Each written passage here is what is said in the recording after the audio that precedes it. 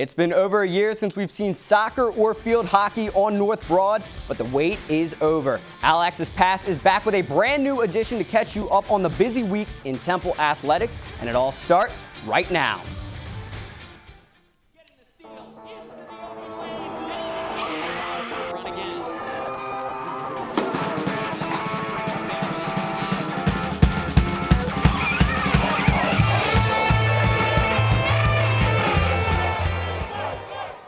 Hello, Al fans, and welcome back inside of TV Studio 3 for All Access Pass, where fall sports collide with the spring season, with games being played in the winter with snow in the backdrop. Try and make sense of all of that. Let's start out, though, inside with some men's hoops, with the most recent game coming against the Cincinnati Bearcats.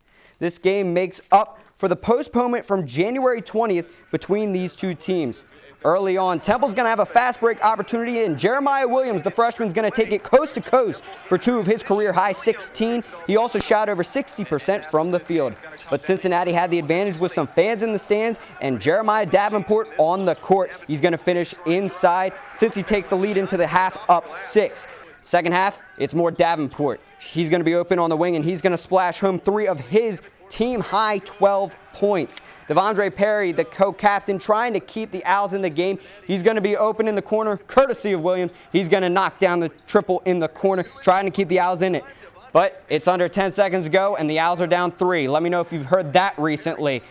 J.P. Mormon's going to be open on the wing, but he airballs the shot. Rebound to Barry, but the Owls need 3 points, so he's going to have to miss the second on purpose, right? Unfortunately, though, the Owls crashed the boards too hard, called for the lane violation. They don't even get a chance to tie the game. Temple loses another heartbreaker, 71-69.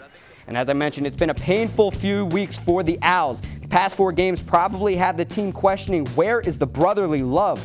Temple has lost its previous 3 games by 3 points, and as you just saw, by 2 against Cincinnati. Each game has ended with Temple having a shot to tie the game, but so far none of the shots have gone down, with 2 misses from Caleb Battle and most recently from JP.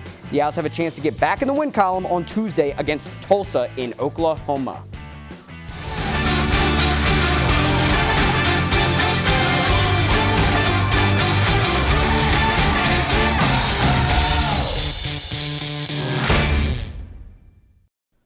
Let's send it over to the women's side, where the Temple Owls were liking the last-second shot in games against East Carolina.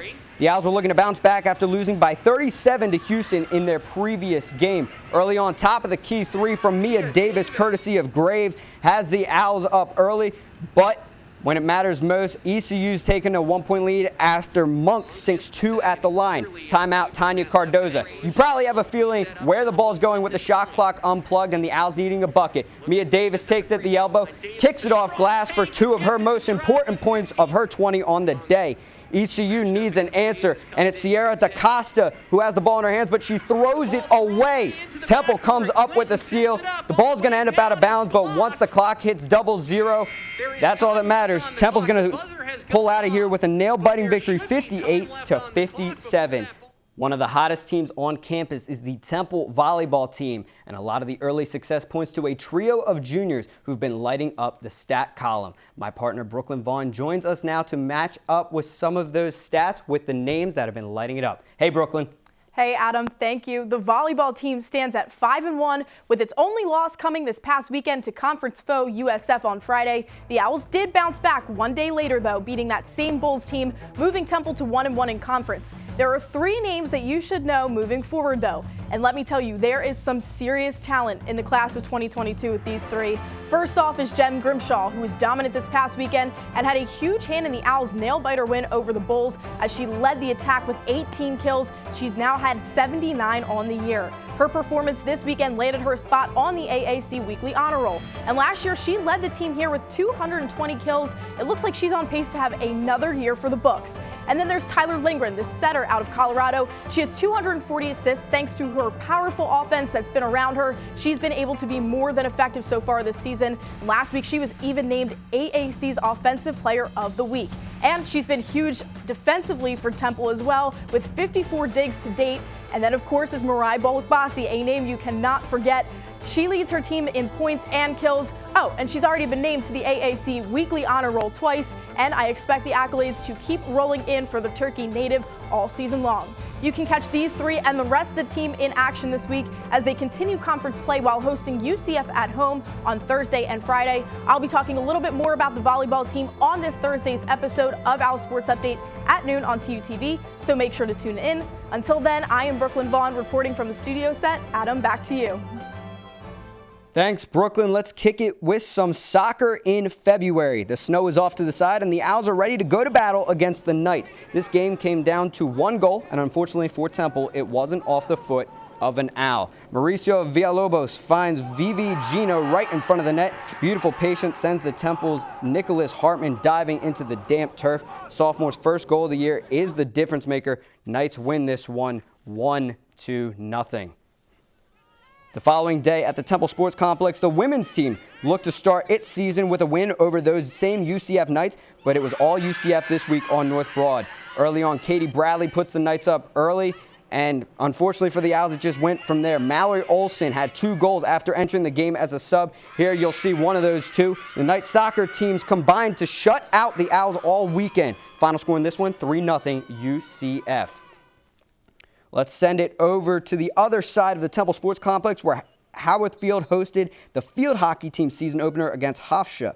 Veronica Novikova picked up her first goal of the year, and that's all the Owls needed. Temple starts out its season at 1-0, picking up the 1-0 victory over the out-of-conference Pride. The Owls will face Old Dominion on the road for 2 straight starting on Friday. And finally, on to fencing, where the Owls matched up against Long Island University in their home opener. Temple won both matches over the Sharks by the same margin, 18-9. After the match, Coach Frank said that it has been tough to schedule over the past few months, but it was a good experience to fence a new school. Frank thought the Sabres in particular were, quote, incredible on the day. The Owls will host their next meet right here for the Temple Invitational on Sunday.